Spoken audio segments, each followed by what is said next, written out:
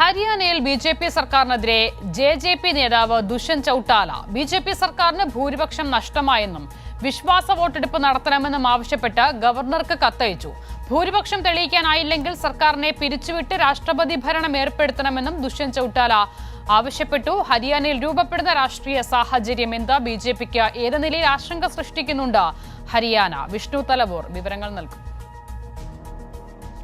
3 സ്വതന്ത്ര എം.എൽ.എമാർ പിന്തുണ പിൻവലിച്ചതോടുകൂടിയാണ് ഹരിയാനയിൽ ബി.ജെ.പി. സർക്കാരിന്റെ കേവല ഭൂരിപക്ഷം നഷ്ടമാവുകയും 90-അംഗ നിയമസഭയിൽ ഇപ്പോൾ ബി.ജെ.പി. സർക്കാരിനുള്ളത് 42 അംഗങ്ങളുടെ പിന്തുണ മാത്രമാണ്. ഈ ഒരു സാഹചര്യത്തിലാണ് ബി.ജെ.പി. സർക്കാർ സയാബ് സിംഗ് സൈനി സർക്കാർ രാജിവെക്കണമെന്ന ആവശ്യവും ശക്തമാകുന്നത്. ഏതായാലും ജെ.ജെ.പിയും ഇപ്പോൾ സർക്കാരിനെതിരെ രംഗത്ത് വന്നിട്ടുണ്ട്.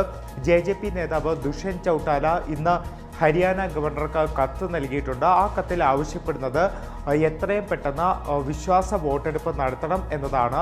അത്തരത്തിൽ വിശ്വാസ വോട്ടെടുപ്പ് നടത്തുമ്പോൾ സയാബ് സിംഗ് സൈനി സർക്കാരിന് ഭൂരിപക്ഷം തെളിയിക്കാൻ കഴിയുന്നില്ല എന്നുണ്ടെങ്കിൽ സർക്കാരിനെ എത്രയും വേഗം പിരിച്ചുവിടണമെന്നും സംസ്ഥാനത്ത് രാഷ്ട്രപതി ഭരണം ഏർപ്പെടുത്തണമെന്നുമാണ് ഇന്ന് ദുഷ്യന്ത് ചൌട്ടാല ആവശ്യപ്പെട്ടത്.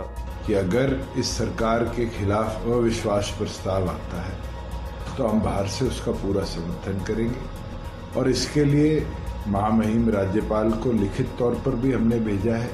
ഇതിന് പിന്നാലെ കോൺഗ്രസും ഇതേ ആവശ്യവുമായി രംഗത്ത് വന്നിട്ടുണ്ട്. കോൺഗ്രസും ഇത്തരത്തിൽ ഈ ഒരു സർക്കാർ ഭൂരിപക്ഷം തെളിയിക്കണമെന്ന ആവശ്യം തന്നെയാണ് മുന്നോട്ട് വയ്ക്കുന്നത്.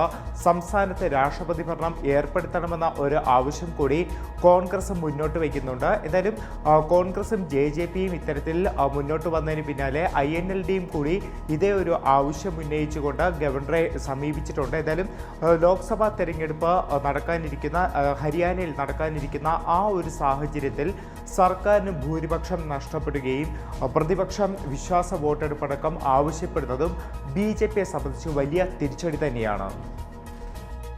വിഷ്ണു തലവൂറാണ് വിവരങ്ങൾ നൽകിയത്.